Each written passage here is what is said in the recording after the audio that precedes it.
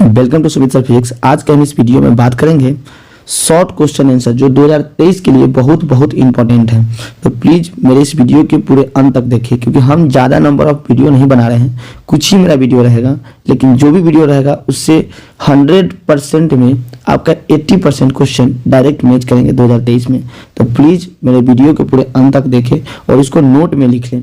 अगर आपको प्रॉब्लम हो तो डिस्क्रिप्शन में मेरा व्हाट्सएप नंबर है, आप कॉल करके नोट्स जो भी लेना चाहें वो ले सकते हैं।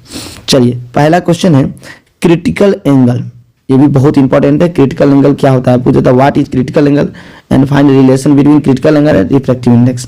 तो क्रिटिकल एंगल क्या है, when a light ray travel from denser medium to rare medium. और जब लाइट रे जब डेंसर से रेयर जाता है, डेंसर जिसका डेंसिटी ज़्यादा, रेयर जिसका डेंसिटी कम। यहाँ देख रहे हैं कि डेंसर से जब रेयर में जब लाइट जाता है तो इस तरह से जाता है, such that angle of incident of such that इस तरह के एंगल ऑफ इंसिडेंट से for angle of refraction max 90 degree. जो एंगल ऑफ रिफ्रैक्शन कितना बना दे, 90 डिग्री। कितना डिग्री बना दे, 90, यानी grazing angle. This angle of incident is called critical angle. जो उस एंगल ऑफ इंसिडेंट को हम क्या बोलते हैं, क्रिटिकल एंगल। तो क्रिटिकल एंगल क्या है, एक इंसिडेंट एंगल है जिसमें एंगल ऑफ रिफ्रैक्शन जो हो जाता है वो कितना डिग्री हो जाता है, 90 डिग्री। यहाँ पे देख रहे हैं कि लाइट कहाँ जा रहा है, डेंसर टू रेयर, और यहाँ पे एंगल आर क्या हो जाना चाहिए, 90 के बराबर। आपसे कंडीशन पूछ दे क्रिटिकल एंगल का कंडीशन क्या होता है, तो क्या बोलिएगा, लाइट जाना चाहिए डेंसर से रेयर, और एंगल आर कितना होना चाहिए, 90 डिग्री के बराबर। चलिए देखिए, इस एंगल ऑफ इंसिडेंट को हम बोले क्रिटिकल एंगल, एंगल आर जो है वो कितना हो गया, 90 डिग्री। अब हम लगा दिए स्नेल्स लॉ। स्नेल्स लॉ क्या कहता है, mu 1 sine I equal to mu 2 sine R. Mu 1 यहाँ पे म्यू 1 कितना हो गया, म्यू साइन आई के जगह पे कितना हो गया, थीटा सी। आई की जगह पे कितना हो गया, थीटा सी। और यहाँ पे जो म्यू 2 ले रहे हैं तो यहाँ एयर है, इसका हो गया वैक्यूम, इसका हो गया 1, म्यू 2 का वैल्यू कितना हो गया 1। साइन आर की जगह पे हो गया 90 डिग्री, यहाँ साइन 91, और यहाँ से हो गया आपका critical angle sine theta C equal to 1 by mu, theta C sine inverse mu. देखिए, जितना ज्यादा रिफ्रैक्टिव इंडेक्स की क्रिटिकल एंगल उतना ही क्या होगा, कम। इस पे भी देखिए, जब बता ही रहे हैं तो कुछ थोड़ा एक्स्ट्रा बता देते हैं।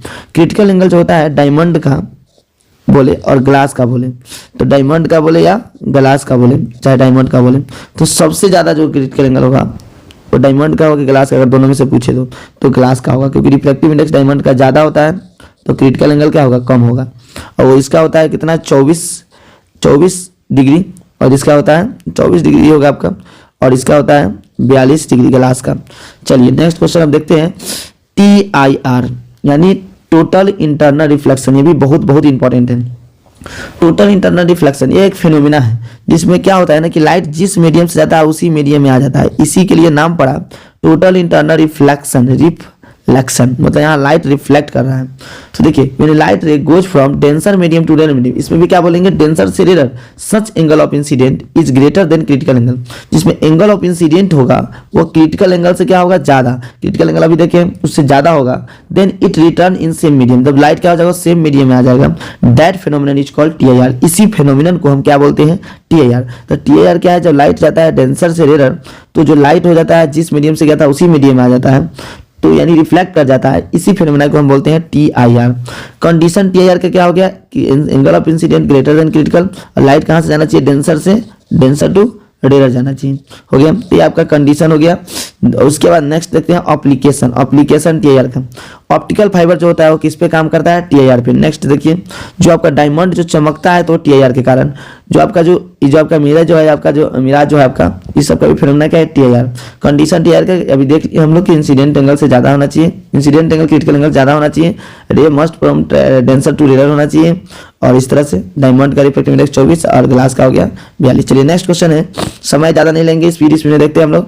Scattering of light it is defined as spreading of white light after strike with atmospheric molecules like gas molecules, water molecules and dust particle.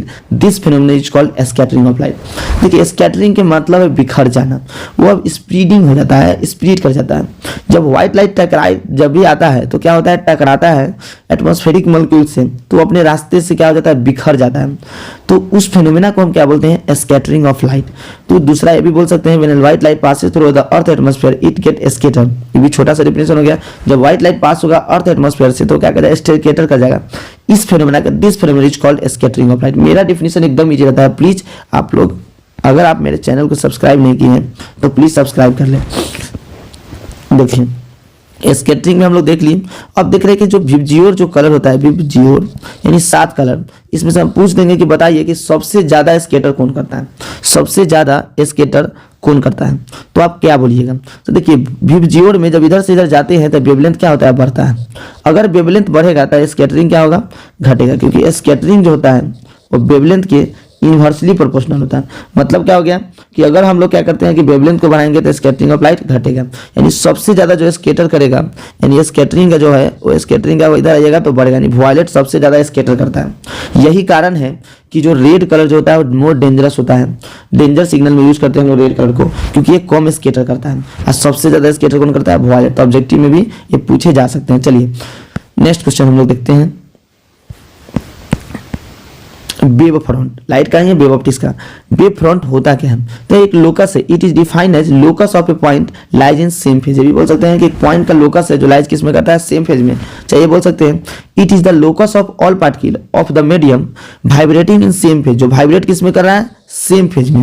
Vibrate किस में कर रहा है, सेम फेज में। इसको हम क्या बोलेंगे, वेव फ्रंट। समझिए इसको हम समझाते हैं कि वेव फ्रंट होता है। जैसे मान लीजिए यहाँ पे एक सोर्स है, यानी लाइट सोर्स, तो यहाँ से निकल रहा है आपका वेव, यहाँ से निकल रहा है वेव, यहाँ से निकल रहा है वेव, यहाँ से निकल रहा है वेव।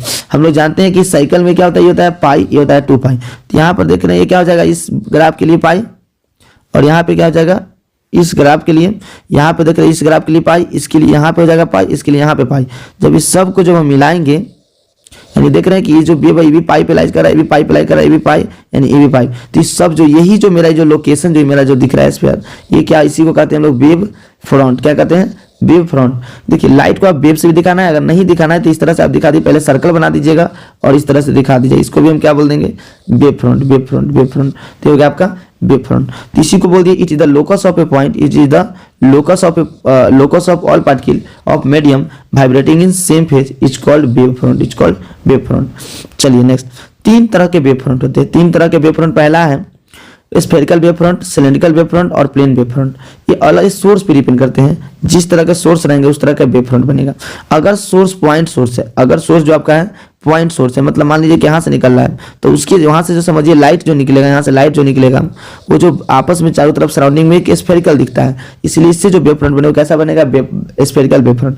प्लेनर सिलेंड्रिकल कब बनेगा, जब सोर्स इस तरह का लाइन में हो, यानी लीनियर सोर्स, तो इसके द्वारा जो लाइट निकलेगा, इसके द्वारा जो लाइट निकलेगा, तो इससे जो वेव फ्रंट बनेगा वो कैसा बनेगा, एक सिलेंड्रिकल वेव फ्रंट बनेगा। यहाँ से बनेगा वो सिलेंड्रिकल वेव फ्रंट बनेगा। नेक्स्ट, अगर इनफाइनाइट सोर्स से आ रहा हो, इनफाइनाइट से आ रहा होगा, तो लाइट जो बनेगा कैसा बनेगा, एक प्लेनर बनेगा। कैसा बनेगा, प्लेनर। तो याद रखना, पॉइंट सोर्स रहेगा तो स्फेरिकल, लीनियर रहेगा तो सिलेंड्रिकल, और इनफाइनाइट रहेगा तो क्या होगा, प्लेनर।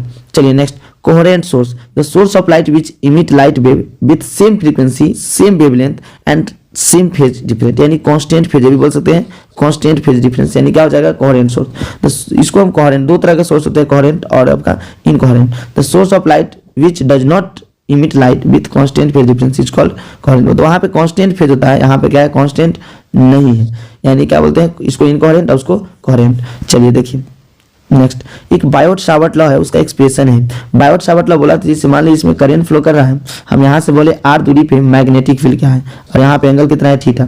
तो जो छोटा सा एक एलिमेंटल लिए हम लोग, छोटा सा एलिमेंटल करंट काटे, यानी आई डी आई का, आई डी एल जो यहाँ पे लिख रहे हैं हम लोग, आई डी एल का, तो यहाँ पे जो लिखते हैं हम लोग डी बी, वो क्या होता है, mu not I D L sine theta, यानी यहाँ पे आई जो भी यहाँ पे इस तरह से एक्सप्रेशन जो है बायोट सावर्ट लॉ जो फॉर्मूला दिया था उसका।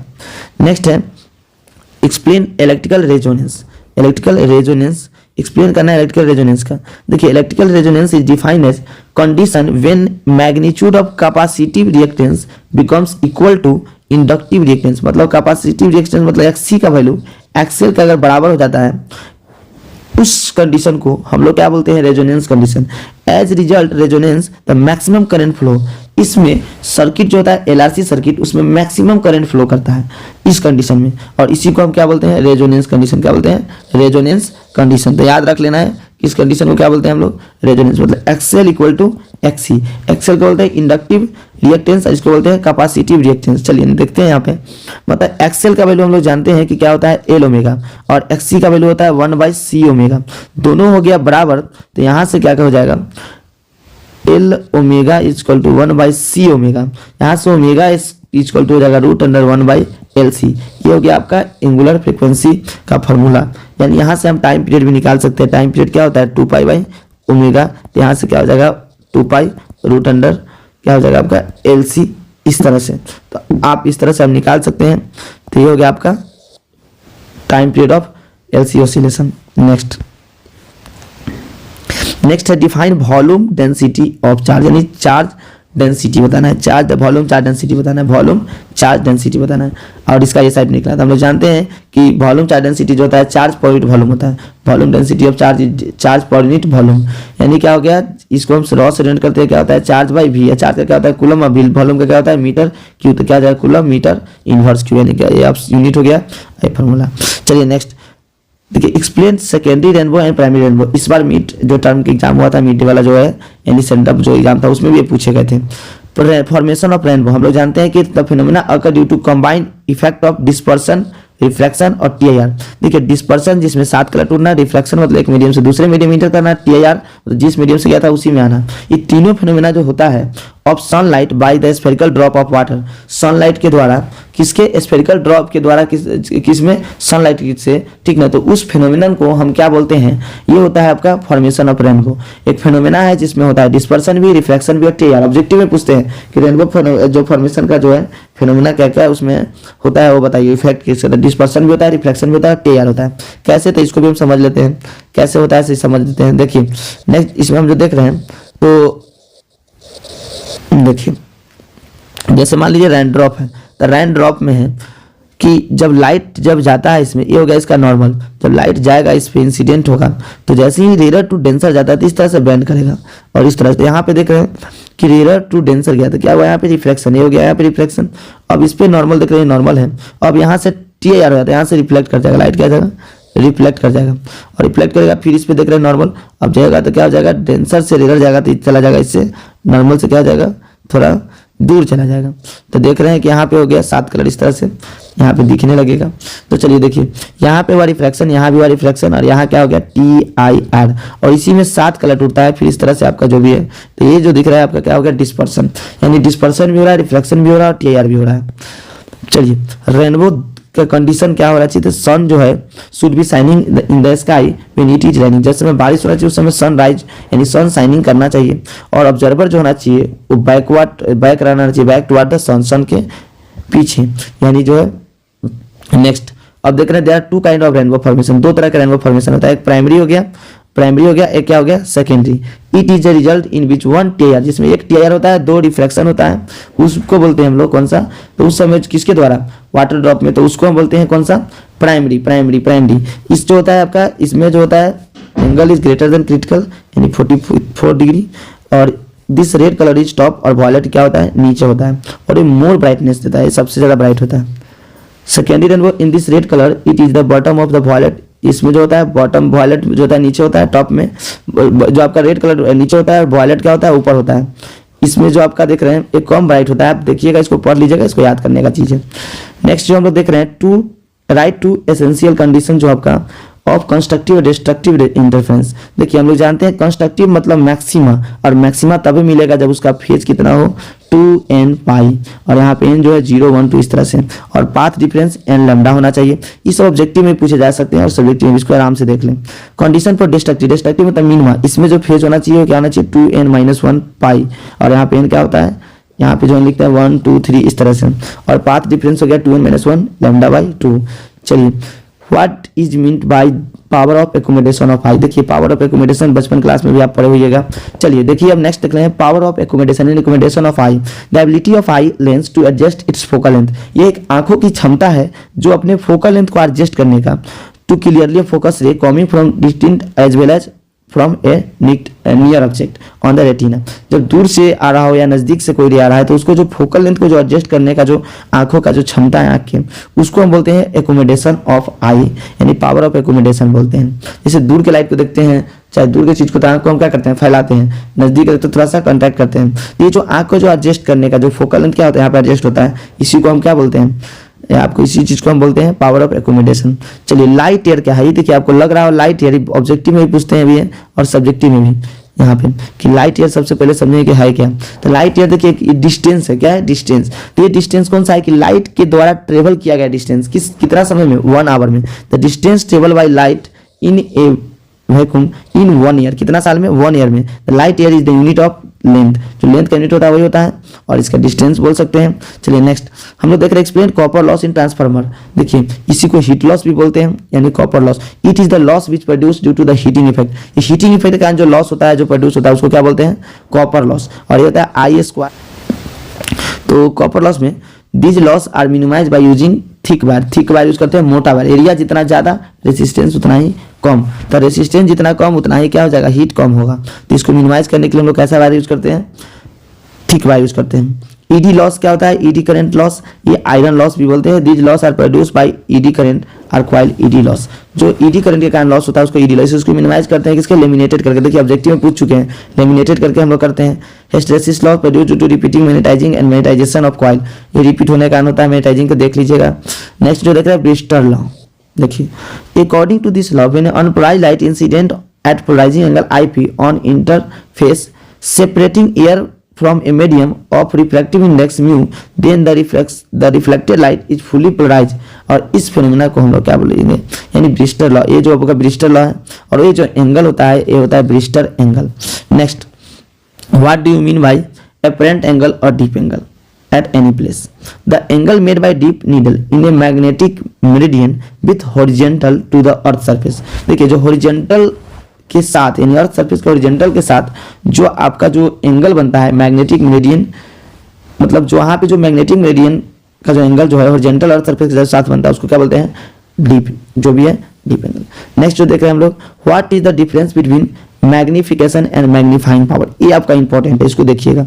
मैग्निफिकेशन जहाँ पर देख रहे हैं magnification power it is the ratio of angle subtended by image to angle subtended by object. जो एंगल इमेज बनाते हैं और जो उसका और जो एंगल ऑब्जेक्ट बनाते हैं उसका जो रेशियो होता है उसको बोलते हैं मैग्निफिकेशन पावर। और मैग्नीफाइंग पावर क्या होता है इट इज द जो magnifying power is equal to the ratio of dimension of image and dimension of object, यानी dimension of image to dimension of object. चलिए नेक्स्ट जो हम लोग देख रहे हैं यानी समझ सकते हैं यहाँ पे इस तरह से। देखिए what do you mean by Bohr stable orbit. According to Bohr theory, according to यहाँ पर देख रहे हैं what do you mean by Bohr's stable orbit. According to Bohr theory an electron revolving only in those circular orbit in which its angular momentum is integral multiple of n pi. देखिए जो एक अपना theory दिए थे stability के बारे में, ये कहा था जो इलेक्ट्रॉन जो है रिवॉल्व करता है जो घूमता है ओनली दिस सर्कुलर ऑर्बिट, उस और सर्कुलर ऑर्बिट में जिसका एंगुलर मोमेंटम जो होगा वो क्या होगा n। यहाँ पे जो एंगुलर मोमेंटम जो होगा वो क्या हो जाएगा h बाई, यहाँ पे जो देख रहे हैं h by n h by 2 pi में होगा, n h by 2 pi integral multiple h by 2 pi में होगा। यानी जो देख रहे वही बोला है कि जो एंगुलर मोमेंटम होगा वो क्या होगा integral multiple of h by 2 pi. h क्या है प्लैंक कांस्टेंट। देखिए नेक्स्ट है what is the use of step up transformer. Transformer का जो देख रहे हैं यूज यानी कौन सा ट्रांसफार्मर स्टेप अप। तो हम लोग जानते हैं स्टेप अप ट्रांसफार्मर क्या करता है लो वोल्टेज को हाई वोल्टेज में कन्वर्ट करता है। इसको जो यूज करते हैं इसका जो एप्लीकेशन होता है वो किस पे काम करता है इलेक्ट्रोमैग्नेटिक इंडक्शन पे काम करता है। Transformer which are use to convert low voltage into high, इसी क्या बोलते हैं स्टेप अप बोलते हैं। इसमें VS जो सेकेंडरी में जो वोल्टेज होगा प्राइमरी से ज्यादा होगा, नंबर ऑफ टर्न सेकेंडरी में जो होगा वो प्राइमरी से ज्यादा होगा। चलिए नेक्स्ट, और स्टेप डाउन जानते हैं हम लोग हाई टू लो करेगा। चलिए what is electrical energy of capacitor of capacity of C and potential V। कह रहा है कि कैपेसिटी जो बताइए एनर्जी जो होगा वो क्या होगा किसके द्वारा, जो कैपेसिटी के द्वारा यानी कैपेसिटर के द्वारा वो जी, अगर उसका कैपेसिटी जो है उसका कैपेसिटेंस जो है C है और पोटेंशियल V है तब। चलिए देखिए हम लोग जानते हैं कि वो क्या करता है एनर्जी को स्टोर करता है और आपका चार्ज को भी। तो यहाँ से हो गया आपका देख रहे हैं कि ये हो गया आपका mu equal to half CB square, तो ये फॉर्मूला हो गया। चलिए सब थोड़ा सा एक्स्ट्रा बता दिए हैं। ये आपका पैरेलल सीरीज कॉम्बिनेशन में होगा इक्विवेलेंट, ये क्या हो गया parallel. Next last question what do you mean bye diffraction of light. ये तो बहुत इंपॉर्टेंट है, लाइट चैप्टर ऐसे ही बहुत इंपॉर्टेंट है। The phenomena of bending of light around the sharp corner, the splitting of यहाँ पे देखिए the splitting of light with यहाँ पे जो विथ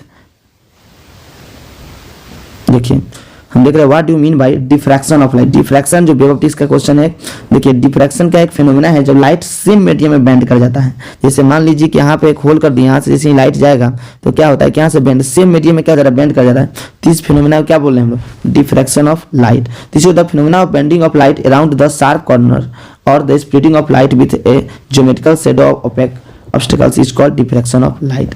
चलिए देखिए, अगर आप लाइट चैप्टर है जो बहुत इंपॉर्टेंट है, क्योंकि 70 ऑब्जेक्टिव में से लगभग 21 से 22 एक ऑब्जेक्टिव जो होगा लाइट चैप्टर से ही होगा, लाइट चैप्टर से ही होगा। इसलिए आप मेरे वीडियो में बने रहें, क्योंकि हम लाइट का जो ऑब्जेक्टिव भी है वो स्पेशल एक वीडियो लाएंगे जिसमें ओनली लाइट का ऑब्जेक्टिव भी रहेगा। अगर आप नहीं देखे हैं मेरे लेक्चर जो भी पीछे का, तो वो सभी जाकर देख लें। और अगर प्लीज़ अगर मेरे चैनल को सब्सक्राइब नहीं किया तो सब्सक्राइब कर लें, लाइक करें, कमेंट करें, ताकि मुझे भी अच्छा लगे और इसी तरह से हम वीडियो अपलोड करते रहें। चलिए, थैंक यू।